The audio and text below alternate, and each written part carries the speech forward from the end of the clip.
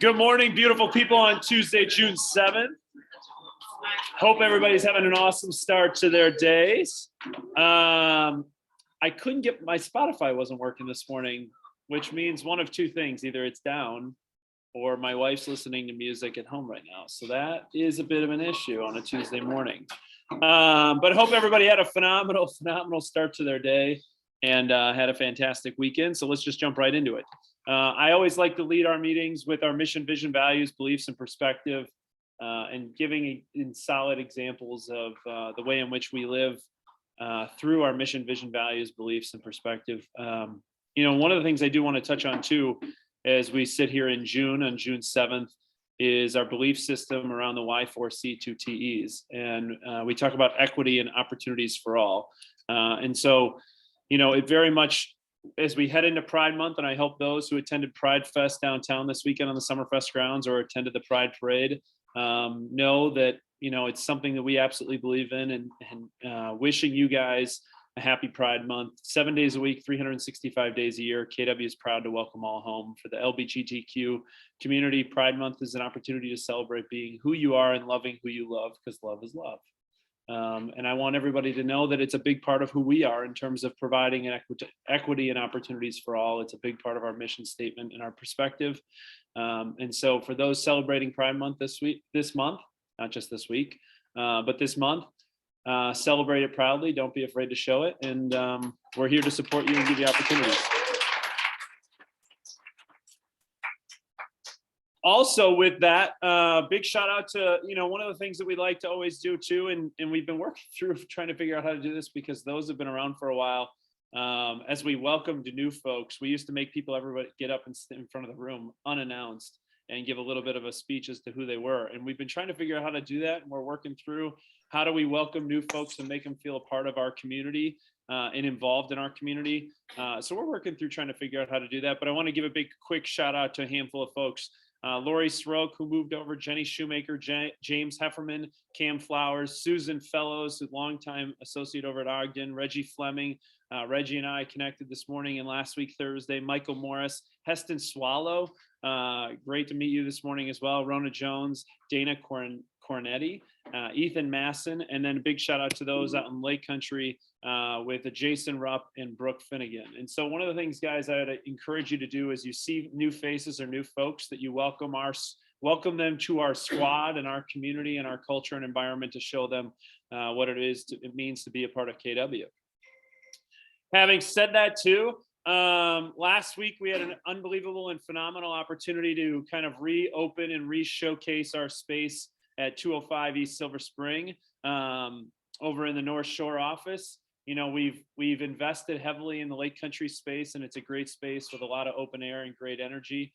Then we took on the innovation space and did the same thing.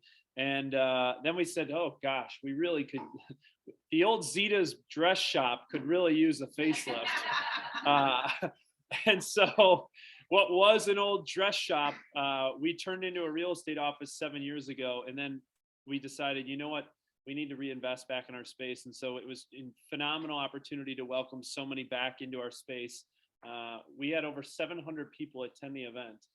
And I will tell you, when you throw a small wedding like this was, you always hope and pray, because there's no formal RSVP process. You're like, man, this is a lot of work, and hopefully people show up.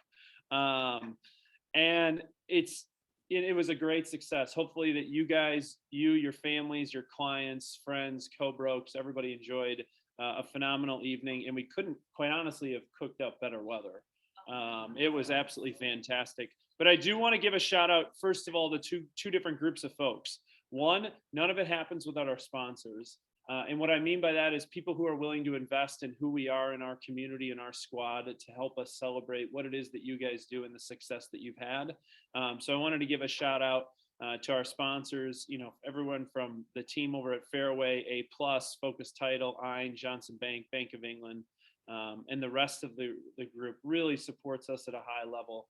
And it's because of, listen, people don't just throw money to the wind. They throw money at things that they believe in and the communities that they believe in. And it's a true testament to the amount of partners and sponsors that are willing to come and say, hey, we want to be a part of your community, and in ways in which that they give back. Also, none of that happens without an incredible group of people in terms of a committee who helped us pull it off. So I want to big shout out to Maureen, Mandy, Natasha, Molly Gallagher, Annie, Catherine, Jonathan Newby, Sarah Joe, Sarah Oberbrunner, Janine, Will Stale, Aletha, Willis, Danny, Natalie Delutri, Matt Sosi, Vershay Ward, Leah, Celia, and Susie. Guys, thank you from the bottom of my heart again.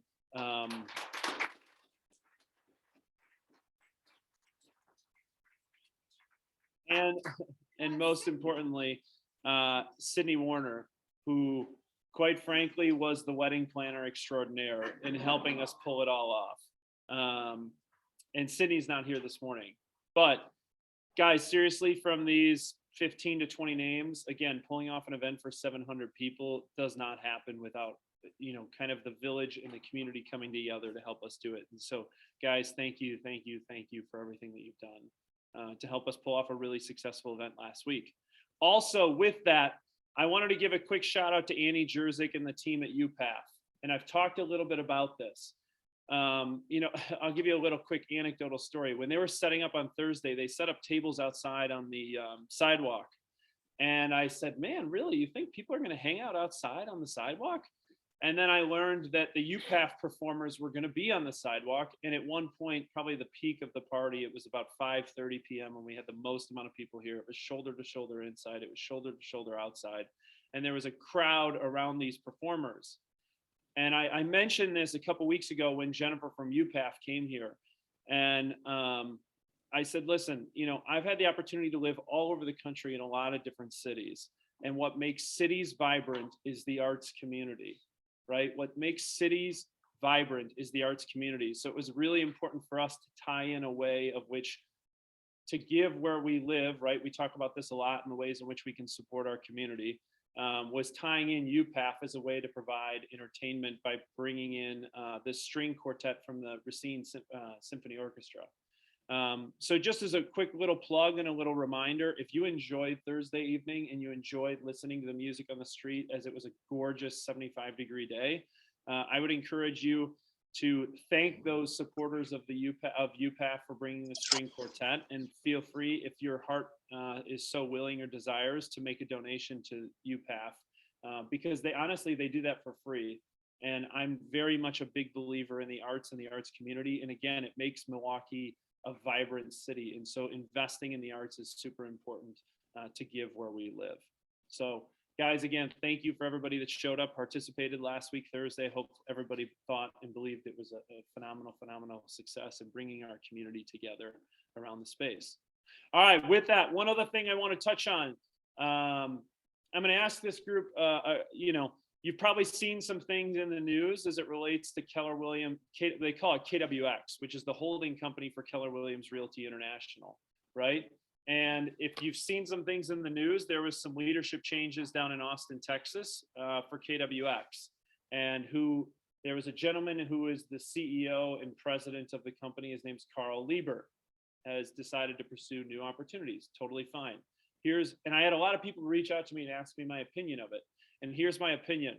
Here's the market share in Milwaukee, Wisconsin since 2017, okay? And I'm just gonna give you my perspective as I've sat in this chair for the last 5-6 years, okay? In 2017, we had a CEO, his name is Mark Willis. At some point, Mark Willis decided to move on to new opportunities, and we had John Davis. John Davis decided to move on to new opportunities, and we had Josh Team. At some point, Josh Team decided to move on to new opportunities, and we had Gary Keller step back into the seat. Then we had Carl Liebert, then we have Gary Keller again today. Here's the one thing that I know. If you look at our market share over the last 7 years or 8, 7-ish years, there's one thing that's been constant, and it's been continued progression. What happens in Austin has zero to little impact on what it is that you guys do on an everyday basis.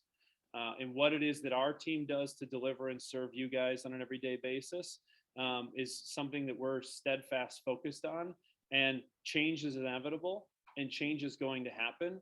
And yet I look at it and say, it doesn't change what we're going to do. And what we do to serve you guys at the highest level. So I just wanted to address that quickly to be like, onward, no big deal. It doesn't really mean a whole lot to me. And none of these folks that were on this screen, Mark, John, Josh, Gary, Carl, have ever visited us in Milwaukee, and it's really not going to make much of an impact on us. So my point being that is change is constant, change is inevitable, and that's all good. We'll figure, we'll keep plugging forward, and our leadership team is here to serve you. And as you can see, we've been able to do that despite all the change in different things throughout the years, has not impacted our ability to continue to serve you and grow your businesses at a high level. So that's the one little thing I'd say about the Inman news cycle and everything that goes along with it. All right. With that, I'm flipping it over to Lindsay Vranick, who's giving you a quick, easy button update as it relates to customized market center listing presentations and taking feedback. I'm going to pop in first. We forgot Martha Ola when we were talking about the planning committee. Martha was extremely pivotal on that day. So thanks also to Martha Ola for our Thursday party. Absolutely. Thanks, Marty. All right, market center listing presentation. We got a lot of feedback. Shout out to Kyle Clements and a handful of other people as we worked through customizing listing presentations for people and different things. And so we have an update for you as it relates to the easy button in updating your listing presentations. Vranick? Yeah, good morning, everyone. So very, very excited about this. Working on it for a little bit now. Thank you so much to Kyle just for his feedback and kind of take on what should be in a really robust, effective listing presentation that you can give to your sellers, especially when you're competing with other co-brokes, with other brokerages. So I'm really excited that we are rolling out our new easy button listing presentation. So this is now up on our KW Realty MKE website. And you guys, this is free to you. The previous listing presentation costs you a little bit of money. This is completely free. So if you're interested in, using this, feel free to go on our website. It includes a total of 19 pages. What I'm really excited about is that it really shows how superior KW is compared to the other brokerages within our area in Milwaukee. And so it's going to have a couple pages specifically detailing that with some market center statistics, going through why KW is far superior. It's going to have pages detailing your stats, a little bit of your background, why your client should go with you to sell their home, why Keller Williams, Milwaukee, and then the basics, 8 steps to getting your home sold, why you should use professional photography, and so on and so forth. What are the key talking points when you're sitting down with a seller and going through this listing presentation. So this is available again on our kwrealtymke.com website. It's under Marketing Concierge and then listing presentation. So the exact same spot where it was before, but it's just updated. So if you want to request this, all you're going to do is go to that page and you're going to click on submit a request. You're going to fill out this form. So you're going to upload your headshot and all of the details and the information that we're going to need in order to create this and personalize it for you. And so leadership receives this. Turnaround time is about 2 to 3 business days. And you do receive the PDF and the digital link for free. You do also have the option to request unibinds. So if you prefer the clear cover, it's $1.40. The hardcover, these new nice hardcover with fancy paper, these are $15. So I'm going to pass these around, and then we'll also have samples at the other 2 market centers for you to preview before you submit a request for this. But just so that you can see what it entails, what sort of pages are in here, what's customized. But this is all ready to go. It's on our website. If you guys have any questions, feel free to reach out to me. That's it. So I'll pass these around. I think the big takeaway in it all is whether you have a fully flushed listing presentation, not a bad way to compare it as to various things that we've looked at and kind of pulled together. Or if you need your first start as to a listing presentation, it's a great spot. Best part about it too is we're making a very concerted effort to make sure it's customizable for you guys and your businesses to not only show the power of you and your businesses, but the power of your partnership with us to help you continue to have success. All right, with that, I'm flipping it over to the sheriff, Sheriff Reed, what do these guys need to know around financing commitment contingencies? Good morning, everybody.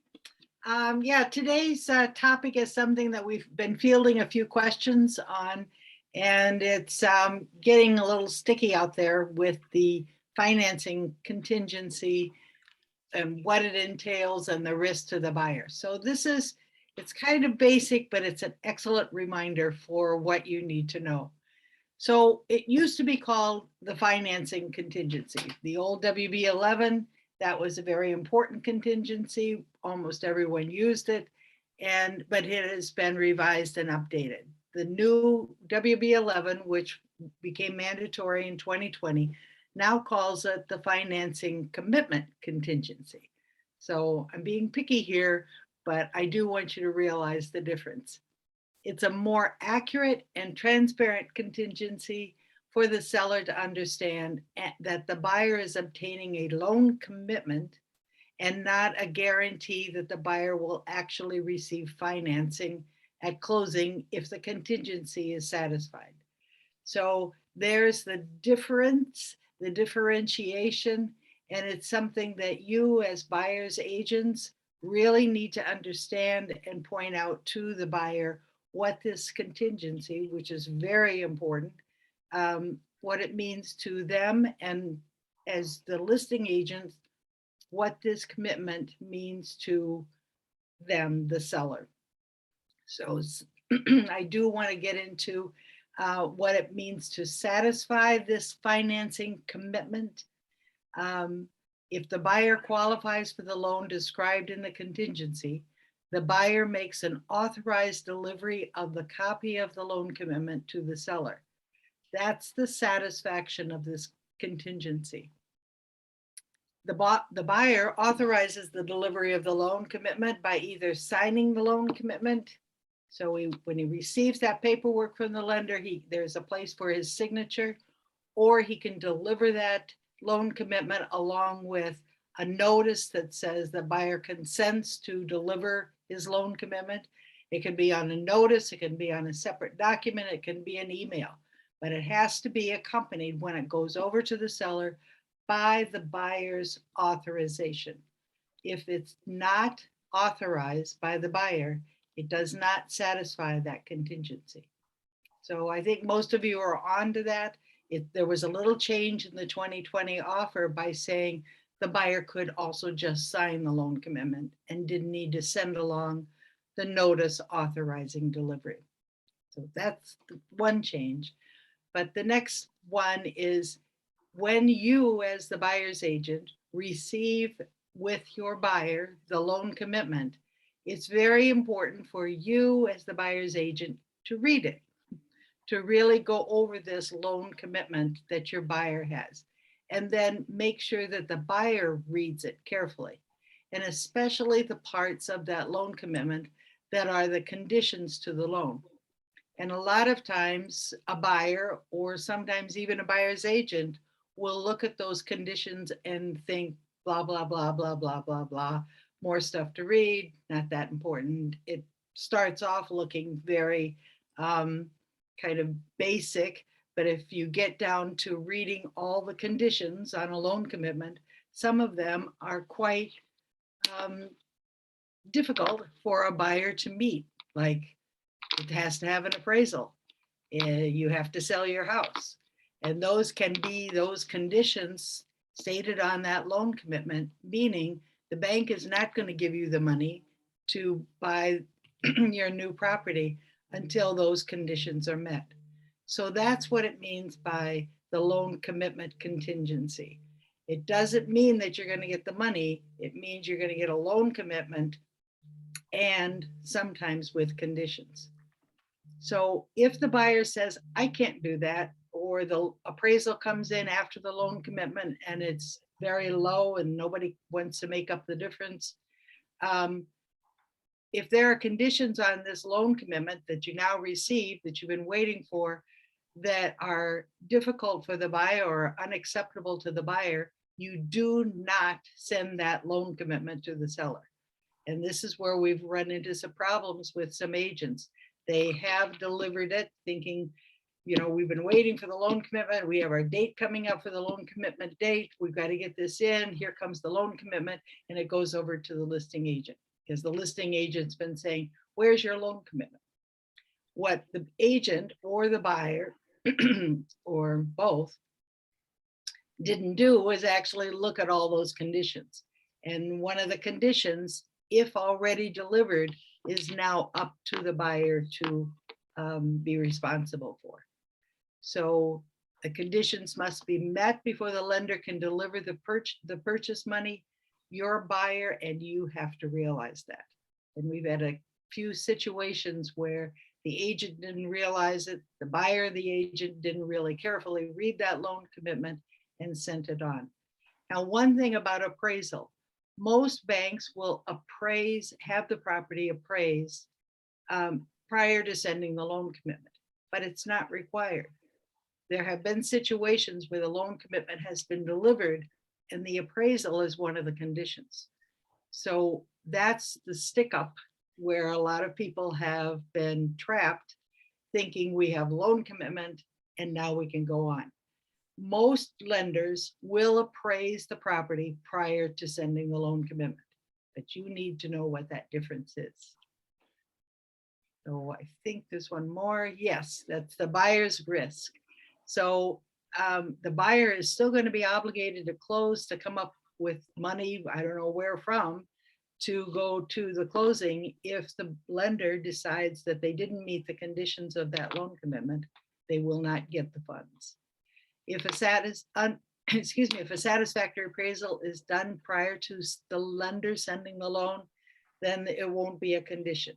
But watch for that, make sure you know it, and sometimes the appraisal will be subsequent or conditioned to that loan commitment. And then if it doesn't appraise after the loan commitment's been delivered, the buyer has to come up with the money somehow, but he does have to show up at closing. There you go. There you go. Sheriff Reed back in town. We laugh because you'd be surprised that this stuff comes up more frequently than you would realize, and people not paying attention to the conditions of their loan commitment. And then all of a sudden everybody wonders why lawyers or attorneys get involved in all these transactions. Case in point right here. Not enough people paying attention to the conditions. Questions or concerns, reach out to Sheriff Reed or Lieutenant Kennard, as she's now back from Europe on her trip. All right. Thanks, Joan. Thanks, Steph.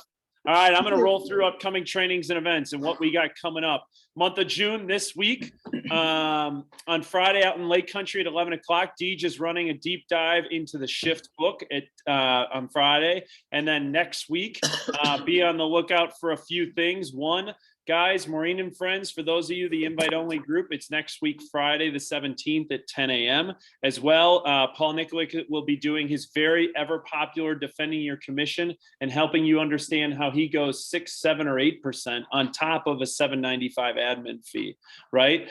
Paul has the gift of gab, the gift of the tongue, to help you understand how to defend your commission in a tight market where margins are slimming and people are giving up their commission.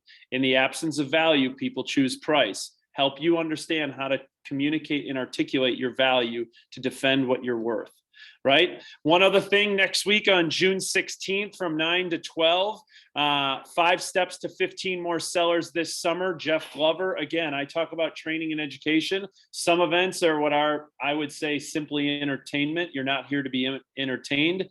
Implementation or education without implementation is just entertainment. Jeff Glover in this event is the meat and potatoes.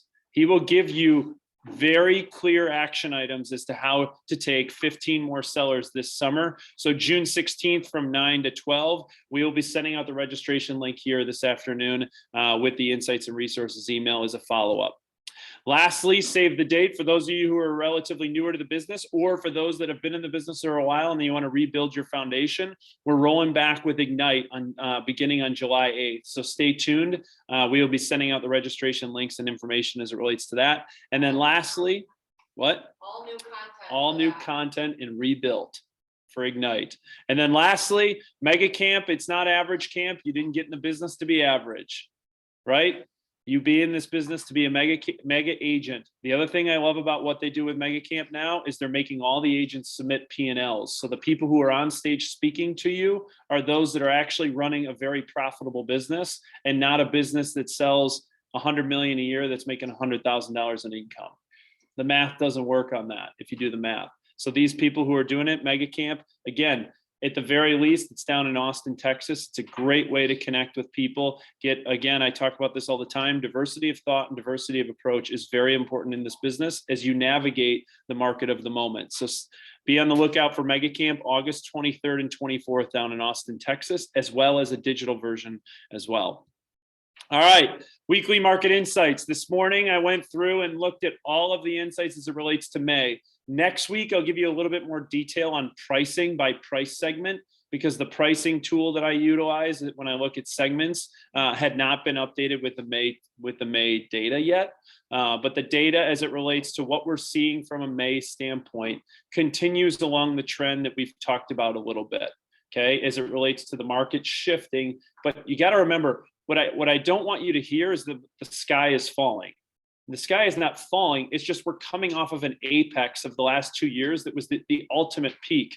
So the tide is receding slightly, and I'll show you where that starts to show up. The reason why it's important is you have to be the economist of choice to your clients so that you can be proactive in your communication, because there is one thing that is starting to show up. And if I would take a note on this, there are 33% more expireds and withdrawn listings in the month of May than there were last year. What is that telling me? You have listing agents who are buying listings, going out with the wrong price points. And because of that, they're setting their sellers up for disappointment. And then it's Sunday at 5 o'clock when the house isn't under contract and the listing agent comes back and tells them they need to make multiple price reductions. The seller gets upset.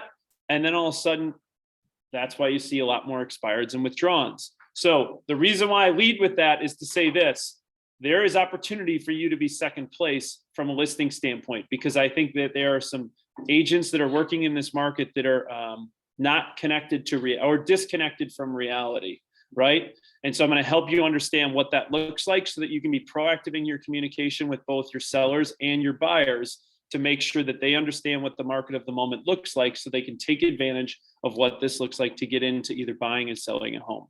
All right, so this is showing time data in the state of Wisconsin. Here's what you need to know. Showing time data in the state of Wisconsin as it relates to demand still remains relatively pretty strong. This is compared to 2021 and 2020. If you look here on the graphs, the orange lines are your 2022 weekly averages as it relates to showing activity within the marketplace. The fact that we are relatively close to where we were in 2020 and slightly below 2021 is actually relatively pretty healthy, considering the headwinds that we're facing as it relates to inflationary pressures and increasing interest rates. Now, I'm going to show you a comparative set. In the state of Illinois, it's a little bit of a different scenario. Showing activity is definitely starting to slow in the state of Illinois. The reason why I'm showing you the two is we're actually in a very fortunate position, as Milwaukee or southeastern Wisconsin in general has historically always been, from the standpoint of southeastern Wisconsin is somewhat insulated, or we don't see the trends as massive of the trends of the upswings or the downswings as we see on the coast or down south. So again, I show you Illinois as an example because what happens is Illinois tends to follow the national trends. Again, southeastern Wisconsin can be somewhat insulated from national trends. However, let's not be have too much of a rosy colored glasses from the standpoint of we know affordability is going down. This is going to impact people opting out of the market. And okay, we understand that.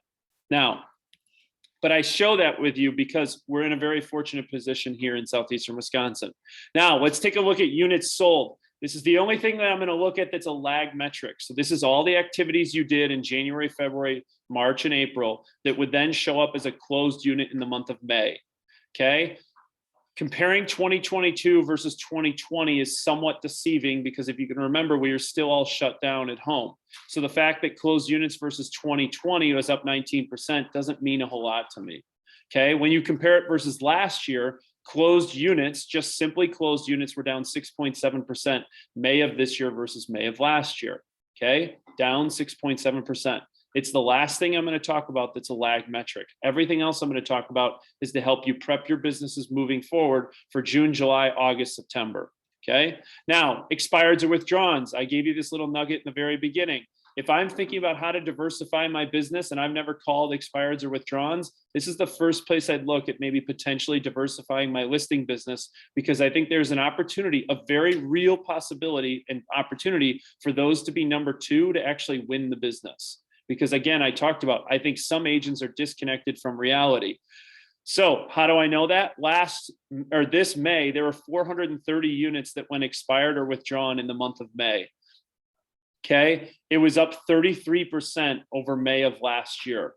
Okay, we've had a third more expireds or withdrawns in May of this year versus May of last year. The reason why that's important is typically the apex of activity in the marketplace typically shows up May and June. So historically, we typically see, if you go back here over the last 2 years, the lowest amount of expireds or withdrawns always happens in May. So the fact that we're upticking in May tells me there's an opportunity to be number two. Okay, number two listing agent. Second, sales absorption rate. Another indication where I'm starting to see some softening, even though showing time activity hasn't softened. Here's why I'm seeing some softening as it relates to demand. Okay, May of this year versus May of last year, we saw a 5% decrease in sales absorption. Sales absorption is the percentage of inventory that goes under contract in a given month. Now, good news in it, it's still relatively strong. The fact that 40% of the total inventory went under contract in the month of May is strong. However, sales absorption decreased despite less inventory this year versus last year. So what that tells me is if demand were the same as it was last year, the sales absorption rate should be higher considering there's about 20% less inventory. But sales absorption rate going down slightly with less inventory tells you that demand is starting to soften, or it just means some of the listings will be a little bit prolonged. And I'll get to that in a second. Okay. Next up. Is that also dependent on pricing being out of whack? Yeah, I mean, it's a function of, I mean, you got to remember too, like we were operating in an environment. So Stephanie's question was, is it also a function of pricing being out of whack? I think it's a function of affordability, right? Rising rates, rising inflation, appreciation that still is up about 12 to 13% this year in Southeastern Wisconsin, right? I think time will tell, right? Again, 1 month is an anomaly, 2 months is a trend. Time will tell to see where the inventory goes. I also think this is why I say the sky isn't falling. You got to remember, we've been operating in an environment with less than 2 months of supply. A balanced market is 6 months. So it's actually, you'll start to see some of the data here in a slide or two. It's okay if we're starting to rebound from an inventory standpoint and some of the listings are taking slightly longer to sell. I actually think that's healthy for the environment. It just means we have to be proactive in our communication with our sellers so that they aren't freaking out and you're part of the 33% more expired listings that withdrew, and all of a sudden you're holding the listing with a big investment in staging, photography, and everything else. And then the second listing agent comes through and sells the listing because they priced it right and they right-sized expectations. Okay. So units under contract, this is a lead indicator because it means this is when closings will show up June, July, August. This is the one thing that's the most concerning thing to me.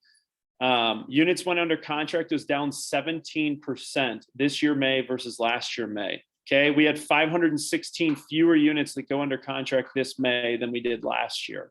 Okay, again, starting to see some of those signs where demand is starting to show up in the metrics to show you that it is softening. Okay, now new inventory units, lead indicator. Why? Because it's a function of supply. Again, versus 2020, we were up 3%. Versus 21, we were down 11%. We lost about 366 units that came on the marketplace in May of last year than was this year. So again, what I want you to hear is you're starting to see a little bit of softening in demand and the inventory situation as it relates to new units. It's not like we're seeing this huge spike in new units. Okay. Now, here's where I'll tell you a little bit of good news. What you see here, the red line is units going under contract, or sorry, the red line is new inventory units. The blue line is okay, I'm going to totally screw this up. Let me rephrase that. The red line is new inventory units. The blue line is units going under contract. Okay. The gap is actually positive from an inventory standpoint. So what you're seeing here on a weekly basis going over the last 24 weeks is new inventory now is outpacing units going under contract on a very consistent basis. That gap over time will help us rebuild the inventory situation to help us reset the marketplace as it relates to the inventory market and environment that we've been in the last 3 or 4 years. Okay. How do I know this is starting to show up? Because where you're starting to see it is in days on market. Okay. As a whole, average days on market were up 21%. Now, we went from 23 average days on market last year to 28 days on market this year. That's still a very fast, torrid pace.